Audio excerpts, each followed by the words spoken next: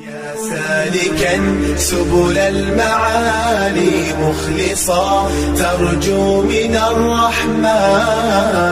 رفعة منزلي شمر وكن haddii aad meesha riyadaada iyo dreamkaaga iyo waxaad rabto meel aan ahayn haddii aad taagan tahay macnaheedu waxay ka dhigan tahay dreamkaaga iyo riyadaadii ma gaaraysid يا أمتي عهدا بأن أتعلم فعلو شأنك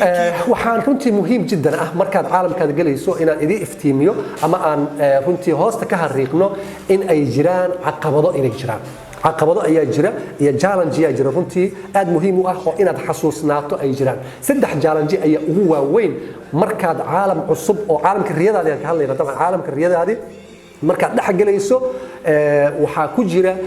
oo imaan kara runtii aad iyo aad muhiim u ah inaad saddexdaas arrimood aad ku hayso maskaxda ku hayso way ku soo wajahayaan aniga soo wajaheen khibrad ahaan waa muhiim laakiin inaad ku sabarto oo dul qaadato ay u baahan tahay shayga koobaad ee markaad caalamka riyadaada dhex gasho ku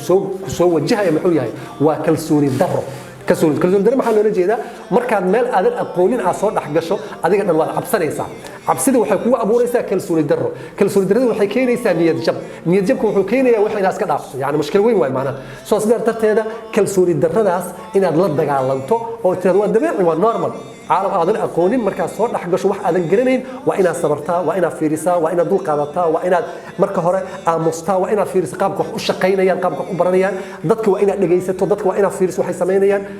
kadib waa inaad ku sabartaa kalsoonina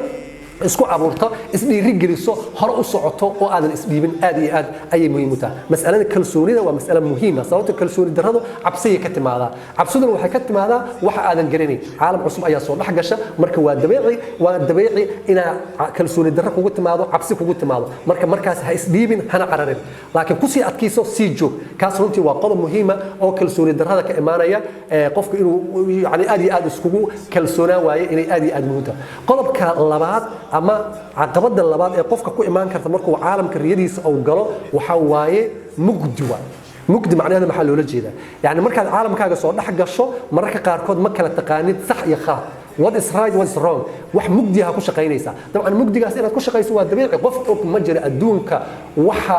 caalamka boqolka sano soo socda qof arkaya ma jira yaa lagu sheegin waxaas riyo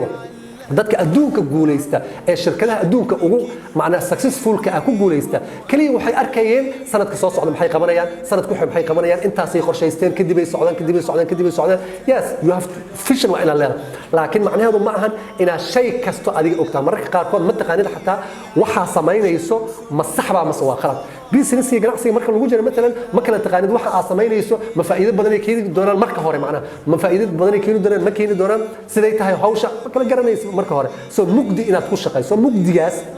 waa ku soo wajaha ku shaqay adkayso wax baro sabar dul qaado ha isdhiibin weligaa waxa ugu xun inaad isdhiibto fiiriya inaad isdhiibto haddaa isdhiibto nolosha waa kuu dhammaatay waxaa rabtay saa u gaarto waa inaad isku day macnaha nin la yidhahdo maraykan oo milyandheer ah ayaa hadda ka hor la wareysay marka waxaa la dhahaa niyo kayf asbaxta milyandheer muxuu ku dhigay marka wuxuu dhahaa laba qaanuun bisaa ku noqda maxay qaanuunka koowaad markaasuu dhahaa isku day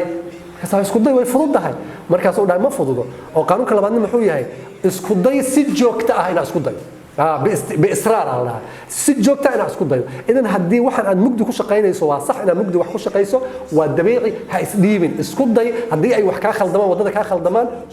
إذا صح دب اسكت صح وح سمين قف عن خلط جلين أو خلط عن مرنين وح مسحيو قف مثلا إنه وح كسر وح صح أو قبل لابو قف أجران أو سرن واي أو أن نلشي سيد الله تلقى لهرنتي أنا آدي أن أجاري قلب تحديga ama caqabada ugu dambeeya oo runtii khatarta oo ku soo wajihi kara markaad caalamkaaga riyadaada aad gasho ku soo wajahay muxuu yahay waa dhib iyo rafaad maxaa loola jeedaa cid allaal qofkii raba nolosha inuu guulaysto waa inuu rafaado qaacidadaas hoosta iga qor maanta ma jiro qof si fudud iskaga guulaysanaya hadduu jiro qof dhaxal iska hela iyo qof asiga wax looga tagay ma ka hadlaa laakiin qof waxaan rabaa nolosha asigu inuu inta bilaabo halgamo meesha ugu sarreysa tago waa inaad dhib martaa waa marka dhibkaas muxuu yahay almukaabada iyo rafaad iyo soo jeed iyo waqti badan oo shaqayso iyo madax xanuun iyo waxaad garanayo kugu dhacaya iyo meeshaas dad badan meesha ay ku fashilmaan dad badan meesha markay arkaan dhibka wuxuu ku leeyahay wallahi waa isku dayay